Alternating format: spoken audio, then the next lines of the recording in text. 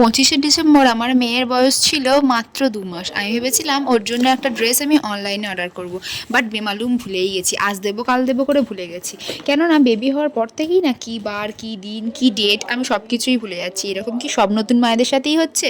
তাই যাই হোক, ভুলে তো গেছি, কি আর করা যাবে। তো 25শে ডিসেম্বর সকালবেলা মনে পড়ছে, তো ভাবলাম ছাড়ো, তো এখন অনেকটাই বাচ্চা, এমনি তো বাইরের ড্রেস এখন নিয়ে এসে সেটাকে স্যানিটাইজ করে বা ডেটলে ধুয়ে পরানো মোটেই যাবে না, কিন্তু তার বাবা তো নাছোড়বান্ধা।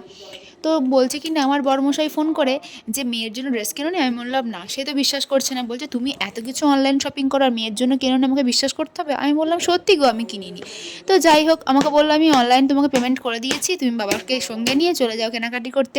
কেননা আমি তখন ছিলাম বাবার বাড়িতে, তাই। আর আমার বাবা তো নাতনিকে রেডি করবে বলে এক পায়ে রাজি। সঙ্গে সঙ্গে কথা না শেষ হতে হতেই চলে গেল আমাকে নিয়ে শিয়ালডাঙ্গা বাজারে। তো বেলা 11টা সাড়ে 11টার সময় গেছি। অবভিয়াসলি সব কিছু শেষই হয়ে গেছে, মোটামুটি যা পেয়েছিলাম তাই নিয়ে এলাম। ড্রেসটা একটু গায়ের থেকে অনেকটাই বড় হয়েছে, তো যাই হোক ভালোই হয়েছে, পরের বছরও পড়তে পারবে। নেক্সট পার্টে দেখাবো মেয়েকে কেমন সাজিয়েছিলাম আর তোমরা বলবে কেমন লাগছে। তো চলো, টাটা।